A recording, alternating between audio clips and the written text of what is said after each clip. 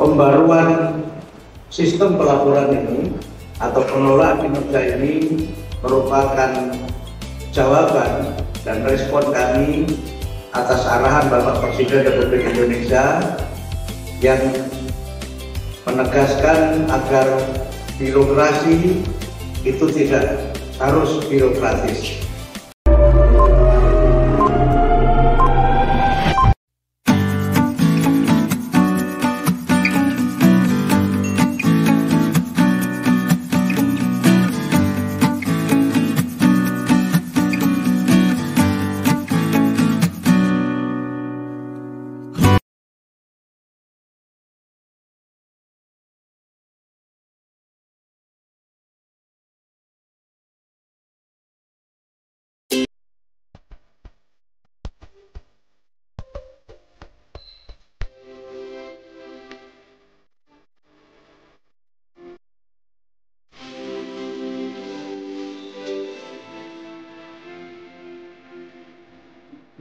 Pembaruan sistem pelaporan ini atau pengelolaan kinerja ini merupakan jawaban dan respon kami atas arahan Bapak Presiden Republik Indonesia yang menegaskan agar birokrasi itu tidak harus birokratis, agar birokrasi di pemerintahan itu lebih simpel, lebih sederhana, tetapi memiliki makna penting sebagai bagian dari pelayanan kepada publik.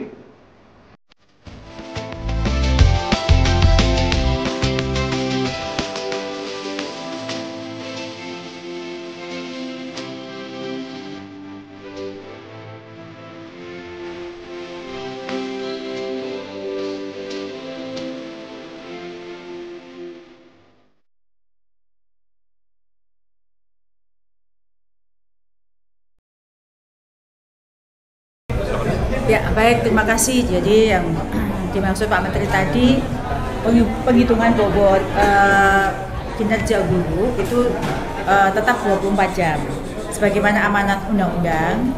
Namun tidak semua 24 jam itu harus diselesaikan melalui tatap muka. Jadi bisa dengan kegiatan lain yang bagian dari 5M yang tertuang dalam Undang-Undang Guru Dosen. Tepatnya seperti apa saja yang menjadi perhitungan bobot dan berapa bobotnya itu akan dirumuskan dalam Kepmen. Jadi sebenarnya sebelumnya sudah ada keputusan menteri yang baru, kita sedang sempurnakan untuk keputusan menteri ini agar nanti bisa menjadi rujukan. Misalnya yang dimaksud Pak Menteri seperti membimbing siswa dengan jumlah tertentu nanti akan dapat bobot berapa, kemudian membimbing ekskul, kemudian juga pengembangan diri misalnya pengembangan diri kalau yang di pengelolaan kinerja sebelumnya itu kan ada kegiatan-kegiatan berbasis poin. Nanti pengembangan itu cukup di dalam penghitungan beban kerja mereka seperti pengembangan diri yang sesuai dengan bidang guru tersebut, seperti itu. Tetap ada poinnya, Oh enggak, jadi itu akan berbeda, bukan di dalam pengelolaan kinerja. Misalnya kalau sebelumnya itu orang guru harus memenuhi 32 poin minimal yang dihitung melalui seminar, webinar, kegiatan. Meskipun itu tidak dihitung, tapi jika belum memenuhi 32 poin, dia tidak akan bisa melanjutkan ke bagian pengelolaan kinerja. Nah itu yang tidak ada. Tapi pengembangan itu diperlukan dan diperhitungkan di dalam pemenuhan beban mereka di dalam 24 jam mengajar. Jadi jadi ada bobot, dan bobot itu tetap dibedakan antara poin di dalam pengelolaan kinerja yang lama dengan bobot sekarang. Kalau Pak Menteri tadi sebut 24 itu bisa 18 tatap mukanya, sisanya yang 6 itu bisa dalam kegiatan lain. Misalnya dia mengembangkan diri dalam kegiatan diklat, pelatihan. Itu akan dihitung berapa poinnya, tentu itu nanti berapa bobotnya itu nanti akan tertuang dalam peraturan menteri. Lalu dia ikut dalam kepengurusan organisasi profesi misalnya, itu nanti akan ada berapa bobotnya. Yang ini nanti bisa diperhitungkan 6 jam pelajaran di luar 18 tadi. Jadi 24 itu tidak harus tatap muka seperti itu, tetapi menjelaskan 5M. mendidik, mengajar, membimbing, mengembangkan diri dan lain sebagainya. Oke, terima kasih. Dan jadi saya sampaikan terlebih dahulu, BKN itu kan mempunyai tugas dan fungsi melakukan pengelolaan pengembangan manajemen aparatur sipil negara. Salah satunya adalah kinerja ASN dan itu termasuk guru. Ya, jadi saya sampaikan di awal, sebetulnya di akhir tahun 2023 kami di BKN dengan Kemendikbud itu sudah membangun atau melakukan kerjasama menerbitkan SE bersama untuk penilaian kinerja bagi guru dan kepala sekolah. Kemudian dalam beberapa kali pertemuan ternyata perlu juga dilakukan penilaian kinerja, pengelolaan kinerja itu bagi pengawas sekolah. Sehingga sekarang menjadi satu tambahan lagi. Nah, yang perlu kita perhatikan bahwa sistem untuk melakukan pengelolaan kinerja itu hanya satu. Makanya datanya itu kita alirkan. Kita memang membangun e-kinerja untuk semua penilaian kinerja aparatur sipil negara. Tetapi khusus bagi guru yang saya sampaikan di awal, memang kita perlu membuat sistem tersendiri. Ya, karena pertama memang jumlah ASN itu sebagian besar adalah guru. Yang kedua, kita juga ingin mengurangi yang disampaikan oleh Pak Menteri tadi, beban guru yang berkaitan dengan administrasi. Jadi guru lebih fokus kepada tugas utamanya melakukan atau mengajar kepada sekolah-sekolah, siswa-siswa, dan itu tidak dibebani oleh beberapa hal yang sifatnya administratif, justru waktunya habis untuk hal-hal yang tidak terlalu menjadi tugas pokok utama guru. Pak Menteri sampaikan administrasi itu tetap penting, nggak mungkin kita tinggal di administrasi. Tapi itu jangan sampai membebani guru. Maka sistem kita desain, makanya yang sifatnya upload dan sebagainya itu ya kita kurangi. Bahkan kalau misalnya itu tidak perlu ya tidak kita lakukan. Yang penting kita ingin bahwasannya sesuai arahan Pak Menteri di beberapa kesempatan guru harus fokus kepada tugas utamanya yaitu mengajar. Silakan. Oke, saya tambahkan yang berubah ya Mbak ya. Jadi kalau sebelumnya itu berbasis poin. Jadi poin masuk ke guru, Kemendikbud dan Kemendikdasmen dan seterusnya masuk itu harus memenuhi 32 poin. Setelah itu baru dia bisa masuk ke pengelolaan kinerja. Sekarang enggak. Begitu masuk dia langsung bisa melakukan perencanaan kinerja. Lalu sebelumnya itu ada dokumen akutabilitas. Ada 4 dokumen akutabilitas yang harus diunggah oleh setiap guru.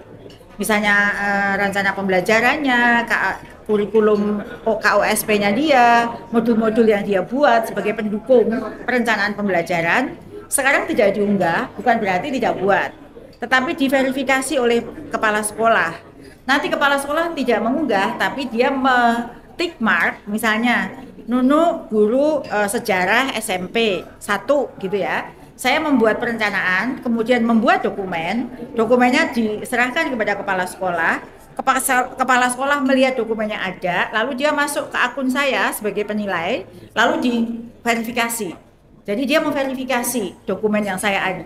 Jadi kepala sekolah bertanggung jawab terhadap guru tersebut apakah sudah membuat dokumen. Kalau sebelumnya kan guru harus mengunggah sebagai bentuk akutabilitas, pertanggungjawaban bahwa dia memang melakukan pengelolaan kinerja. Sekarang tidak. Itu yang kedua. Perubahan yang ketiga, kalau dulu setiap semester melakukan perencanaan, sekarang setahun sekali. Jadi seperti itu. Jadi ini tentu yang dikeluhkan guru itu karena dia mengunggah dokumen itu bagi yang tidak punya data itu kan perlu waktu 24 jam dan dokumennya banyak sekali. Sekarang tidak perlu. Kalau dulu karena ada poin, guru berlomba-lomba mengejar poin dan guru kan selalu ingin memberi yang terbaik. Kalau dibilang 32, dia mau nampung sampai 60 poin gitu. Jadi ini yang menyebabkan guru meninggalkan kelas tetapi melakukan mengejar poin-poin. Nah, poin-poin itu dulu ada misalnya webinar berapa, ikut pelatihan, ikut seminar dan seterusnya. Itu kira-kira 3 perubahannya.